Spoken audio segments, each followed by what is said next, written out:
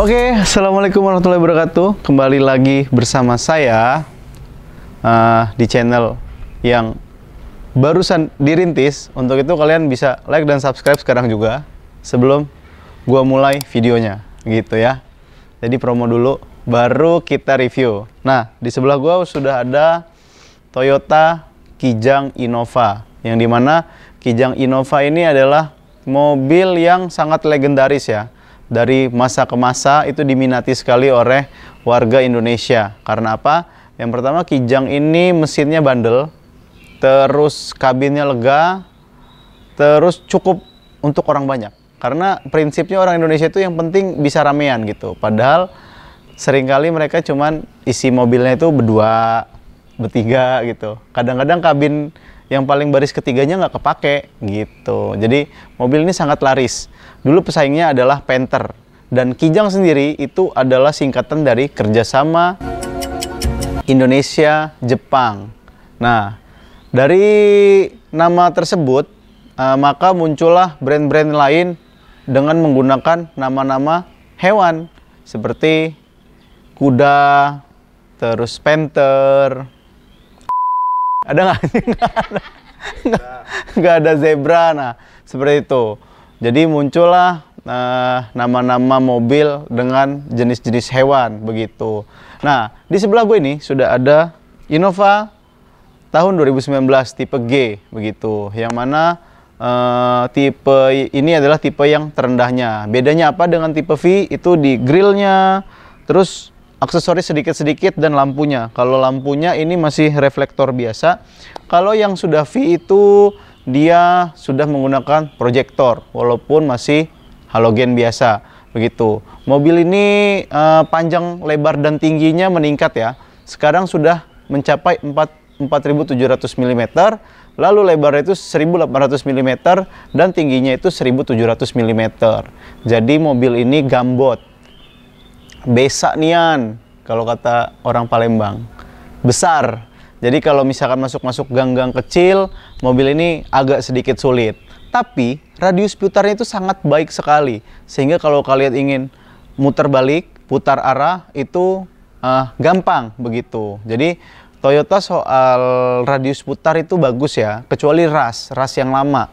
Ras yang lama itu radius putar itu sangat apa ya, lebar. Jadi untuk putar balik itu agak susah begitu.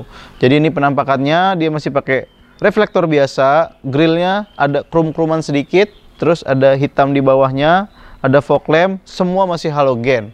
Mobil harga 300 jutaan masih halogen. Itu sangat disayangkan sekali. Toyota pelit sekali mengeluarkan fitur LED. Apakah LED itu mahal? Enggak dong, murah.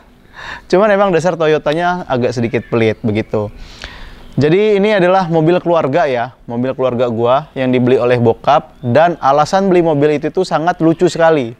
Karena mobil itu gua tanya, ya kenapa milih Innova bensin?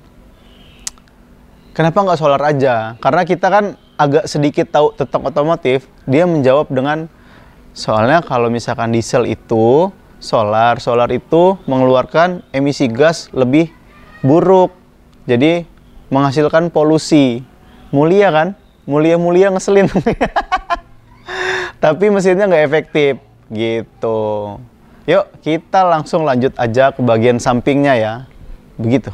Oke guys, kita sudah ada di sampingnya mobil Innova Reborn tipe G tahun 2019. Nah, dimana ini kita bisa lihat spionnya sudah ada lampu sein dan sangat besar, jadi bisa melihat masa lalu yang ada di belakang. Lalu di sini ada tulisan Dual VVT. Ini adalah teknologi mesinnya, Dual VVT. Sombong ini ya, agak sombong. Padahal ya biasa aja sih teknologinya. Dia agar efisien bensin dan apanya sih namanya? Ya itulah pokoknya. Terus di bagian velgnya, di velgnya tersebut dia pakai ring 16 yang dimana dia masih single tone ya, belum dual tone. Kalau yang tipe V atau tipe Fortuner itu sudah dual tone. Dual tone itu dua warna guys. Jadi ada biasanya hitam, habis itu ada krom-kroman dikit. Seperti itu. Lalu di bagian penarikan handle pintunya seperti ini, dia model tarik, dan ini modern ya menurut beberapa reviewer, padahal ya fungsinya sama aja sama yang dicungkil. Kalau ini ditarik, ada yang cungkil, ada yang tarik. Nah begitu. Terus apa lagi? Oh ya, dia sudah dapat talang air. Ini sudah dari pabrikannya, bukan ditambah-tambahin.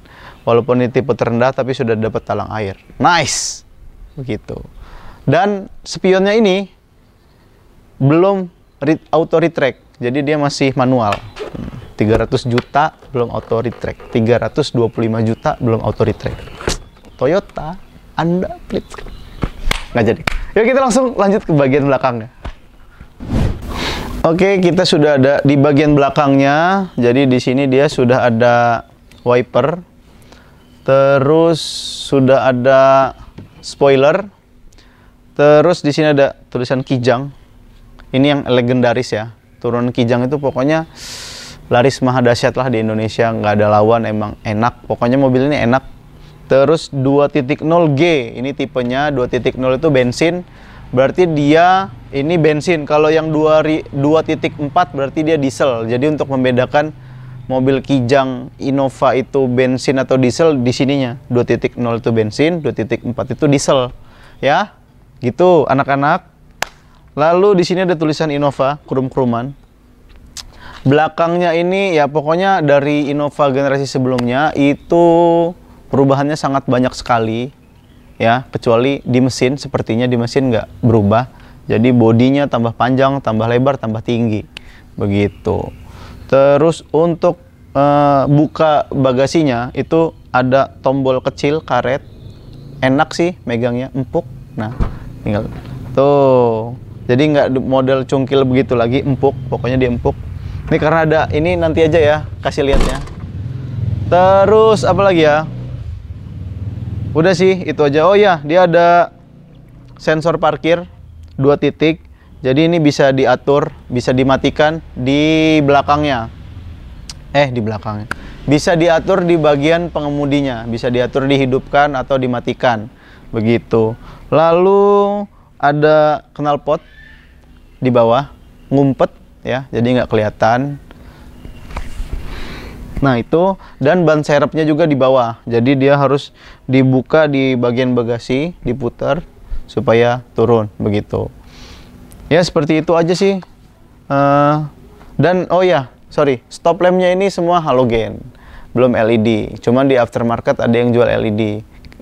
Kalau Fortuner sudah LED bar.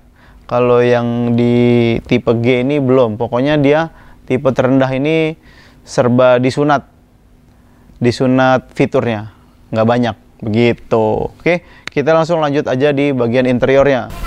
Oke, kita sudah ada di bagian dalam interiornya. Di sini posisi mengemudinya lumayan ergonomi karena dia sudah bisa tilt dan teleskopik.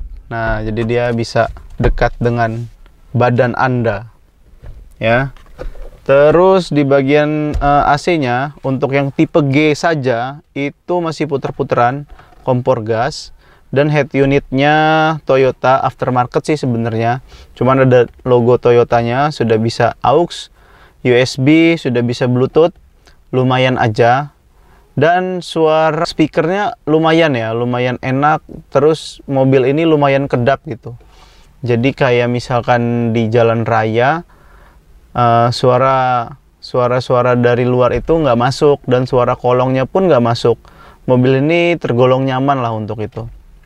Terus di sini ada lampu baca 2, dan di sini ada tempat penyimpanan kacamata. Sun visornya di sebelah sini ada kacanya, tapi belum ada lampu, dan di sebelah sini juga ada kaca dan belum ada lampunya. Di sini ada cup holder, tempat penyimpanan terbuka. Lalu apa lagi ya? Di sini ada fitur berkendaranya, ada eco mode atau power mode. Nah, dimana eco mode ini untuk irit-iritan. Cuman ya seirit-iritnya mobil ini kayaknya nggak bisa lebih dari 1:10, 1:11 gitu. Itu udah kakinya udah sopan banget. Kalau nggak sopan bisa 18, 17 gitu. Kalau power mode apalagi dia jadi lebih boros tapi tenaganya jadi ngisi. Cuman permainan di ECU aja sih begitu. Terus di setirnya ini sudah ada audio steering wheel dan ada Bluetooth teleponi di sebelah sini. Terus apalagi ya, oh ya, speedometer ini masih sederhana, tapi di tengahnya itu sudah digital. Jadi kalau misalkan ada ada pintu yang terbuka, dia ada kayak animasi terbukanya begitu. Bagus sih, ini lumayan. Terus untuk spionnya ini sudah DN naik. Jadi kalau misalkan ada yang menyilaukan, bidadari yang menyilaukan, ini bisa diatur di sini begitu, walaupun masih manual begitu. Lalu di seat beltnya ini bisa diatur ketinggiannya, naik turun. Jadi kalau misalkan badan gue yang cuma 165 cm itu yang paling bawah ya, biar kalau terlalu tinggi kecekek. Nah gitu, jadi agak bawah dikit gitu. Terus pengaturan tempat duduknya, dia bisa reclining sama bisa naik turun gitu. Tinggi rendahnya bisa diatur. Tapi ya serendah-rendahnya mobil ini tetap commanding, tetap terlihat masa depan di depan ya. Begitu. Terus di sini ada tempat penyimpanan juga, box. Dan di sini dia menyemburkan AC. Jadi kalau misalnya kalian pengen minuman dinginnya awet, bisa taruh di sini. Gue udah pernah coba dan itu emang awet begitu. Pakai formalin. Nah, sebelah sini ada box lagi di bawah. Jadi dia 2 step, atas sama bawah. Yang bawahnya itu lumayan cukup lega. Dia belum soft opening. Dia masih kasar turunnya, ya. Terus apa lagi? Oh ya, di sini sudah ada armrest, cuman armrestnya terlalu pendek, jadi nggak bisa ya. Jadi harus, mungkin kalau tingginya 180 cm bisa tangannya, cuman ya masih tetap terlalu sedikit. Harusnya bisa diatur lagi ke depan begitu. Lalu ada box tempat penyimpanan juga dan lumayan dalam. Dan di door pocketnya banyak tempat penyimpanan. Pokoknya untuk tempat penyimpanan ini mobil keluarga banget, parah. Banyak pokoknya. Untuk nyimpen botol, nyimpen tempat minuman, terus apa lagi ya? Ya tempat menyimpan banyak lah pokoknya ini, kalian nggak usah khawatir lagi. Pokoknya pasti cukup lah, gitu. Terus oh ya, di sini headrestnya bisa diatur ketinggiannya dan bahannya itu fabriknya enak, sesuai harganya. Jadi nggak mengecewakan. Tapi kalau lama-lama mendingan diganti aja kulit, karena yang fabric ini susah bersihinnya. Kalau ketumpahan air, terus dia menyerap ke busanya, biasanya jadi bau kaki.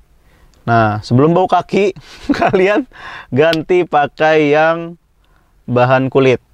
Ya, kulit sintetis nggak apa-apa lah, tapi itu jauh lebih mudah. Begitu. Oke, lanjut ke bagian baris keduanya. Oke, kita sudah ada di bagian baris keduanya. Tinggi gue 165 cm dan ini sangat jauh sekali. Kayaknya orang yang dengan tinggi 185 cm pun ini masih lega menurut gue, karena emang ya ini lega banget tuh.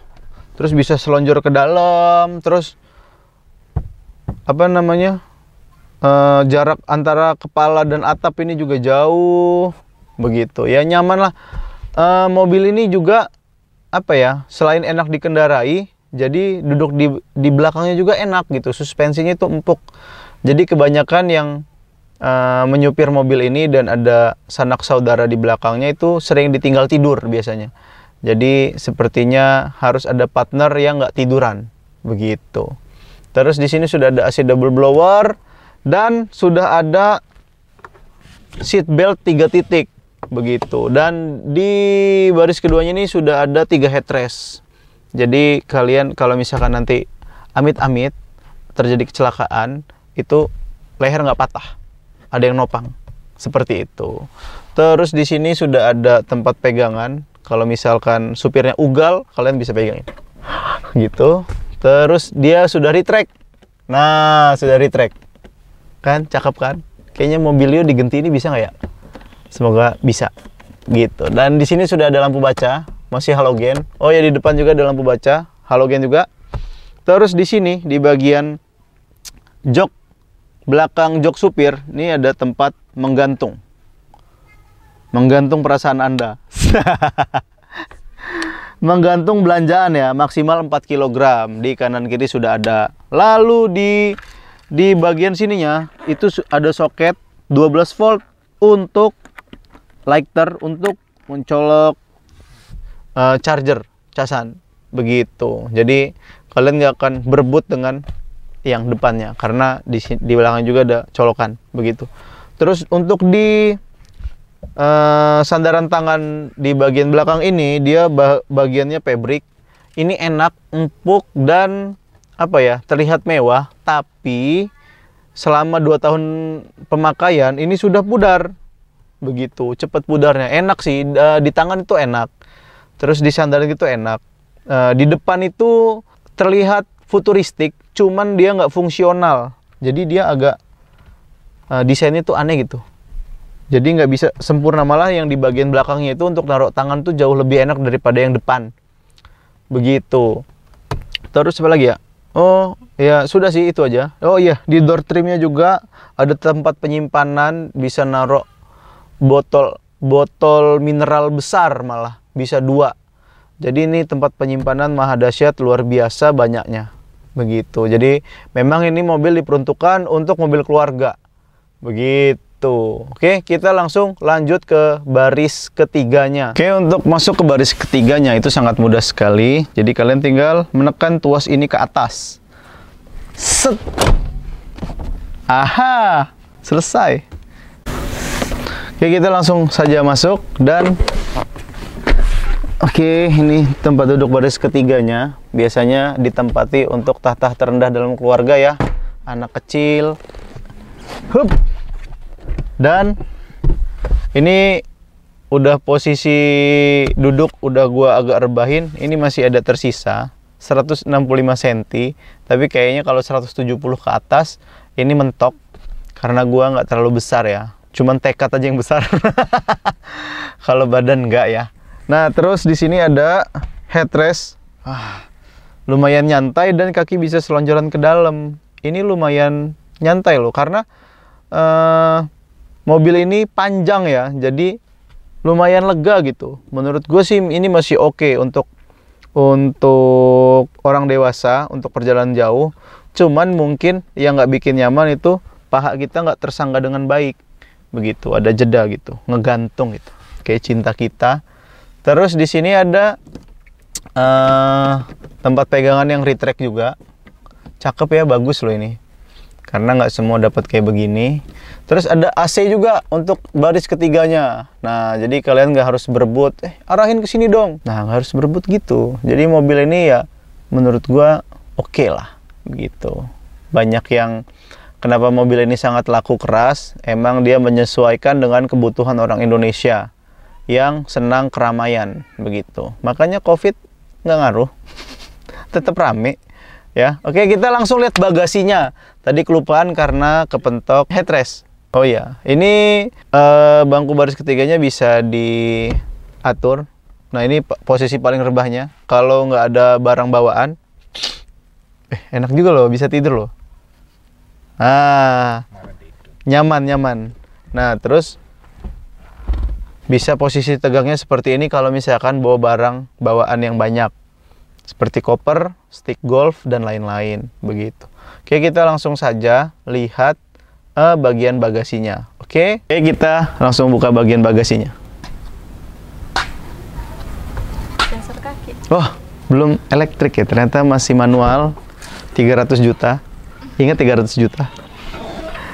Jeng jreng. Nah, ini dia bagian ininya, bagasinya. Ini lumayan luas walaupun belum dilipat. Ini bisa 2 koper sedang dan bisa bawa pot bunga janda bolong. Oke. Nah, terus kita langsung atur pelipatannya. Oh ya, sorry, di sini ada tempat headrestnya. Jadi ketika dilipat headrestnya nggak bisa menyatu dengan apa joknya, agak kemusuhan ya dia. Terus di sini ada tempat toolkit penyimpanan. Ya, nah ada dongkrak. Nah, rapi sih ini, bagus. Ada dongkrak, terus ada toolkit lainnya begitu. Oke ya, oke ya. Oke. Lalu kita